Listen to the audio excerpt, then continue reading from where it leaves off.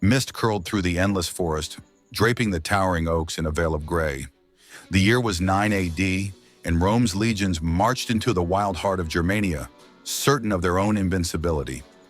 Leading them was Publius Quinctilius Varus, governor and general, commanding 3 legions, almost 20,000 men. To him, Germania was already conquered. To the tribes, it was still free. Among the Germanic nobles rode Arminius, trained in Roman tactics, trusted as an ally. Rome had given him rank, citizenship, and honor. But in his heart, he carried only one oath: to his people. Arminius smiled at Varus across the campfires, offering wine and promises. He whispered of a small tribal revolt ahead. Varus believed him. Why not? Arminius had been Rome's loyal servant. The column moved into the woods. Rain fell. Mud clung to boots. Shields grew heavy. The tight, perfect formations of Rome unraveled into a long, vulnerable snake winding through the forest. Then it came, a horn blast, deep and savage, echoing from the trees. From the shadows, Germanic warriors burst forth, painted with earth, screaming with primal rage. Spears and javelins rained down. Roman soldiers fell screaming, pierced through shields. Their discipline collapsed as the forest swallowed their ranks. Arminius charged at the front, no longer a Roman officer, but a Germanic warlord. His cry rang out, "Freedom!" It rolled like thunder, answered by thousands of voices. The legions tried to rally. Centurions barked orders. Eagles rose above the chaos. But the terrain betrayed them. Trees blocked shields. Rain turned the ground to quicksand. Logs and stones crashed from ridges. Arrows hissed from unseen perches. Men fell in waves. The proud Roman order became confusion, panic, blood. Night came, yet the slaughter did not stop. Fires glowed in the distance where tribes feasted on Roman supplies. In the shadows, the cries of the wounded haunted the forest. Varus finally saw the truth. This was no rebellion. This was betrayal. Planned, merciless, total. Arminius had played him from the start. For 3 relentless days, the massacre raged.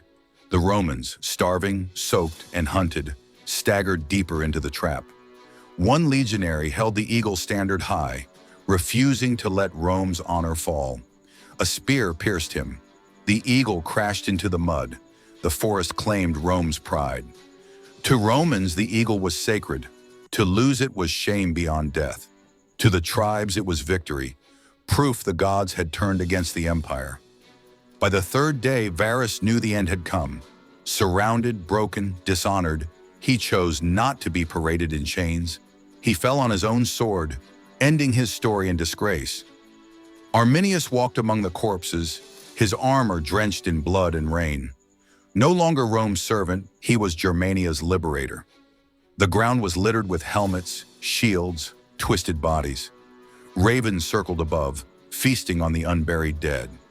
The forest had swallowed 3 legions whole.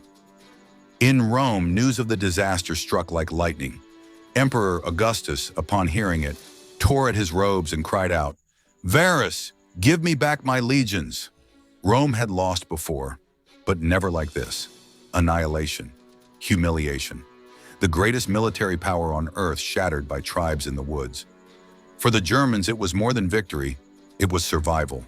Around their fires, they told the tale of the day Rome bled and the forest roared.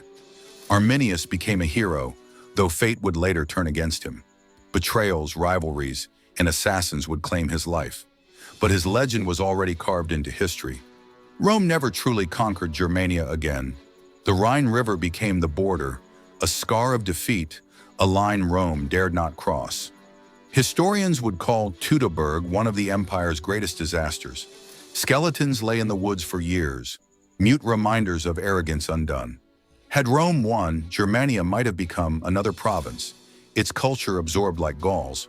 Instead, the forest remained untamed, its tribes free. For Americans, the story echoes with warning. No power is eternal. No empire is too strong to fall. Pride can blind even the mightiest.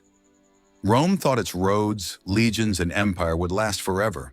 But Teutoburg proved that unity, terrain, and defiance could break even giants. This was more than a clash of swords. It was the clash of ideas, freedom against domination, survival against empire. Even today, the Teutoburg Forest whispers. Visitors walk its paths and feel the weight of history, the echoes of screams, the silence of defeat. And so the trees still stand, guardians of the day when an empire fell, and a people proved that even Rome could bleed.